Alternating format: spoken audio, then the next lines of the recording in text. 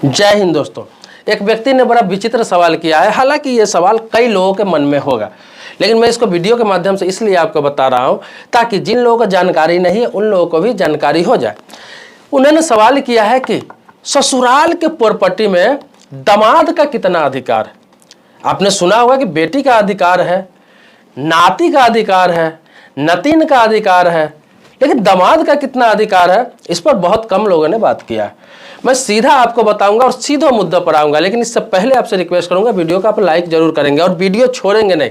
अगर आपको जानकारी नहीं है तो आप पूरा वीडियो देखेंगे ताकि आपको जानकारी हो और आप किसी को बता भी सके। आपकी ऐसे समस्या नहीं है, लेकिन आप किसी को बता सके। आपकी जानकारी के लिए बता दूं कि देखिए, हिंदू उत्तराधिकार संशोधन अधिनियम 2005 ये कहता है कि बेटी चाहे वो कुंवारी हो, शादीशुदा हो, विधवा हो, किसी भी कंडीशन में बेटी का अपने माँ बाप के प्रॉपर्टी में पूरा अधिकार है।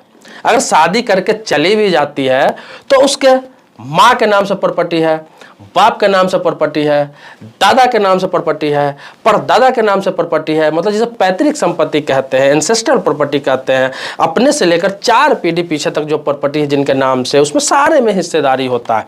अगर पिता जीवित नहीं है तो पिता के नाम की प्रॉपर्टी में उसे सीधा हिस्सेदारी है। अगर माँ जीवित नहीं है, माँ के नाम से प्रॉपर्टी है तो माँ के प्रॉपर्टी में सीधा हिस्सेदारी है। दादा के नाम से प्रॉपर्टी है, दादा जीवित नहीं है, पिता जीवित भी है तो भी डायरेक्ट हिस्सेदारी है। पिता उसका हिस्सा नहीं रोक सकता है, नहीं काट सकता है उसमें से। तो ये बात तो बहुत सारे लोग जानते भी होंगे। तो ये तो क्लियर है कि बेटी की हिस्सेदारी है। अगर वो शादीशुदा हो भी गई, चाहे वो बूढ़ी भी हो गई, शादीशुदा हो गई, उससे कोई मतलब नहीं है, वो कभी भी जाके अपने मायके से हिस्सेदारी ले सकती है।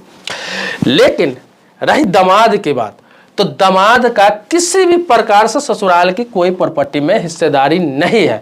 ना ही लीगल रूप से, कानूनी रूप से या किसी प्रकार से वो अपने ससुराल के प्रॉपर्टी में वो हिस्सा नहीं मांग सकता है, वो हिस्सेदारी नहीं मांग सकता है, वो दावा नहीं कर सकता है। उसकी वाइफ अपने मायके में दावा कर सकती है, अपने बाप के प्रॉपर्टी में, दादा के प्रॉपर्टी में, परदादा के प्रॉपर्टी में। अगर वो लोग जीवित नहीं है तो, अगर वो लोग किसी दूसरे के नाम से वसीयत नहीं बना के गए हुए हैं तो ये है दामाद का किस प्रकार से हिस्सेदारी होगा।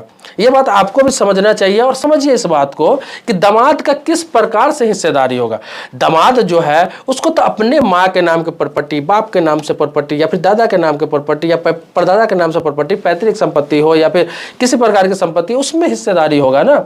जिस तरह लड़की को अपने घर वालों के प्रॉपर्टी में हिस्सेदारी है, अपने खानदान दादा परदादा के नाम के प्रॉपर्टी में हिस्सेदारी है, इसी प्रकार का लड़का के भी अपने परिवार की प्रॉपर्टी में हिस्सेदारी है।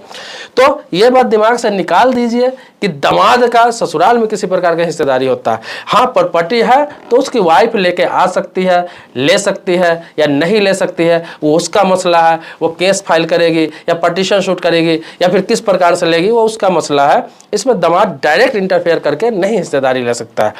और आगे बता देता हूँ नाती नतीन का। हाँ, ये बात समझ लीजिए, दामाद का नहीं है, लेकिन दामाद के जो बच्चे हैं और उसकी माँ किसी कारणवश डेथ कर गई, तो वो बच्चा अपने नाना के नाम के प्रॉपर्टी में, परनाना के नाम के प्रॉपर्टी में, फिर नाना के जो भी है पूर्वज के नाम के प्रॉपर्टी में, जो एंसेस्टर प्रॉपर्टी कहते हैं, अपने माँ के मायके में जाके, वहाँ अपने ननिहाल में जाके उसमें दावा कर सकता है हिस्सेदारी के लिए, प्रॉपर्टी मांग सकता है और उसको मिलेगा भी। अगर उसके नाना के नाम से है, नाना नहीं है, नानी के नाम से है, नानी नहीं है, परनाना के नाम से है, परनाना नहीं है, तो उसमें जाके वो दावा कर सकता है अपनी माँ के हिस्सेदारी के लिए, ले भी सकता है, पार्टीशन शूट फाइल कर सकता है। लेकिन दामाद नहीं कर सकता है। दामाद डायरेक्ट उसमें किसी प्रकार से किसी को पार्टी बना के केस नहीं कर सकता है, ना ही उसको किसी प्रकार की हिस्सेदारी मिलने जा रही है, ना ही कोर्ट उसको कभी देगा। हाँ, बच्चों को एक हक और है कि वो अपने ननिहाल के प्रॉपर्टी में भी हिस्सा ले सकता है, ददीहाल के भी प्रॉपर्टी में हिस्सा ले सकता है। मतलब अपने बाप के जो पूर्वज है, एंसेस्ट्रल प्रॉपर्टी है, उसमें भी हिस्सा ले सकता है। और अपने माँ के भी पूर्वज है जिनका एंसेस्ट्रल प्रॉपर्टी है, नाना हो, परनाना हो, उसके प्रॉपर्टी में हिस्सा ले सकता है। कब? जब उनके नाम से प्रॉपर्टी हो और वो जीवित नहीं हो, क्योंकि जीते जी तो अपने माँ बाप के प्रॉपर्टी में भी हिस्सेदारी किसी की नहीं होती है। बच्चों की जब तक माँ बाप जीवित है तब तक उसके प्रॉपर्टी में हिस्सेदारी नहीं होती किसी की। इस बात को समझ लीजिए।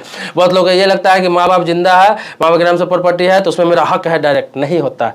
माँ बाप के नाम से प्रॉपर्टी है, चाहे करोड़ों की हो, अरबों की हो, और बच्चा चाहे बूढ़ा क्यों नहीं हो गया हो, उसके बाल बच्चे भी क्यों ना हो गए हो, कितना जवान भी क्यों ना हो गया हो, कितना बड़ा उसका फैमिली भी क्यों नहीं हो गया, लेकिन उसका बाप जिंदा है और उसके नाम से पर्सनल प्रॉपर्टी है तो उसको कभी भी बेच भी सकता है, किसी दूसरे के नाम से वसीयत कर सकता है, किसी दूसरे को दान दे सकता है, किसी के नाम से लिख सकता है, या फिर कुछ भी कर सकता है। उसमें बच्चों का जब तक जीवित है तब तक अधिकार नहीं होता है।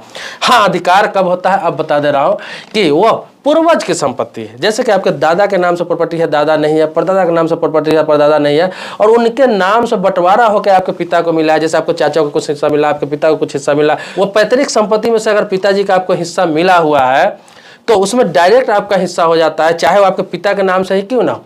क्योंकि दादा के नाम से प्रॉपर्टी था, दादाजी नहीं है, और वो प्रॉपर्टी आपके पिता के नाम पे आ गया है, मतलब आपके पिता ने अपने नाम से कराया है, तो उस प्रॉपर्टी में उनके जीते जी भी आप अपना हिस्सेदारी ले सकते हैं। ये नियम बता रहा हूँ, कानून बता रहा हूँ, ये नहीं बता रहा हूँ कि पिताजी जीवित है तो आप मांगिए ही उससे। मतलब कि दादा परदादा के नाम से प्रॉपर्टी अगर पिता के नाम पे आया है तो उसमें भी आपका हिस्सेदारी होता है, अपनी हिस्सेदारी ले सकते हैं, चाहे बेटा हो या बेटी हो। लेकिन पिता ने खुद खरीदा हुआ है, खुद के कमाई से खरीदा हुआ है, आपके मम्मी के नाम से खुद की कमाई से खरीदा हुआ है, तो उसमें उनके जीवित रहते हुए नहीं हो सकता है आपको। हाँ, उनकी मृत्यु हो जाती है, स्वर्गवास हो जाता है, निधन हो जाता है, तो फिर सीधे हिस्सेदारी आपकी बन जाती है। अगर उन्होंने किसी के नाम से वसीयत करके नहीं गया है, किसी के नाम से रजिस्ट्री करके नहीं गया है, या फिर किसी के नाम से गिफ्ट करके नहीं गया है बाय डॉक्यूमेंट्स। तो दोस्तों इसी प्रकार का कोई सवाल आपके मन में है, कोई प्रश्न है, कुछ भी जानना है, जैसे लॉ हो गया, बैंकिंग हो गया, इंश्योरेंस हो गया, रेलवे हो गया, पोस्ट ऑफिस हो गया, लोन हो गया, फाइनेंस हो गया, बहुत सारे मुद्दों पे बहुत सारे टॉपिक पर मैं वीडियो बनाता रहता हूँ, जानकारी देता रहता हूँ। जो सवाल आते हैं ज़्यादातर मैं उन्हीं सवालों को क्लियर करता हूँ ताकि जो लोग नहीं जानते सभी का मामला क्लियर हो जाए। दोस्तों मिलते हैं नेक्स्ट वीडियो में एक नए मुद्दे के साथ, तब तक के लिए शुक्रिया, धन्यवाद, जय हिंद दोस्तों।